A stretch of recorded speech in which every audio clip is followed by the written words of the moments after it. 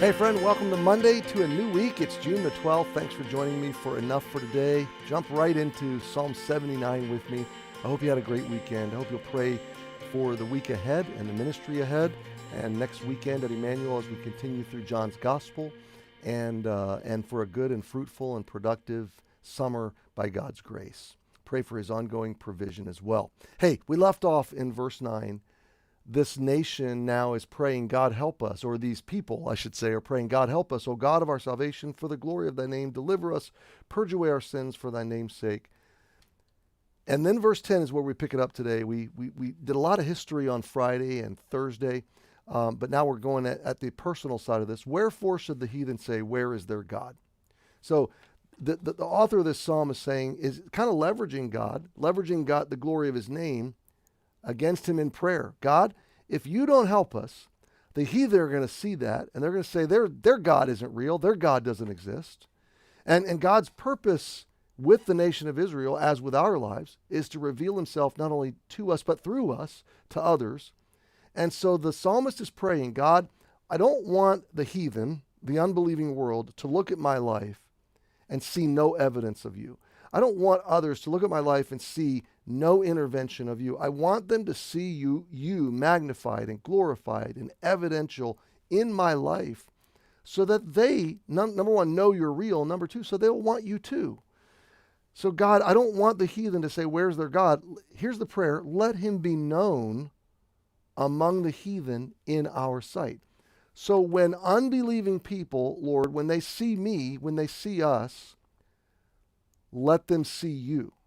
Let them know you are real. Let them know that you exist. When you look at this on a global scale, any global or national leader with half a brain in the last 2 millennia should know that God is real, that he is accessible. How would they know that? By his message, by his working through the nation of Israel. And if they would study history, they would walk away with this completely logical conclusion. God is real. God deals harshly with those that are harsh to Israel, his people, and he blesses abundantly those that are gracious and helpful to Israel, those that align with his purposes through Israel. Any even unbelieving leader would be able to rationally conclude those things just by looking at the evidence, objective evidence. We as individuals can look at this story and go, oh my, God is real. And I'm going to call him the God of my salvation. I am going to trust him. And in the story that he's writing through Israel and ultimately through Jesus in my life. And so bringing this to my life today and to our church today, our prayer should be the same. God, be known among the unbelievers in our sight. God, we want people to see us and know you because they see you at work in our lives. So let him be known among the heathen in our sight by the revenging of the blood of thy servants which is shed. So they're praying for vengeance against their enemies, which God did. He carried through. He's fulfilled his promise. He's answered this prayer. Verse 11, let the sighing of the prisoner come before thee. According to the greatness of thy power, preserve thou those that are appointed to die. God, take those that are marked for death by the enemy and rescue them. God, let the sighing grief, the sorrowing prisoner, let their sigh be heard by you. Let that sigh come before you. Let it move you. Let it touch your heart and your tenderness. And again, I'm thinking of the way this was fulfilled. So Ezekiel, his 30th birthday, he was supposed to be a priest in Jerusalem, but he's been taken captive and he's been carted off out of his home city to the Babylonian Empire, to the city of Babylon in modern-day Iraq.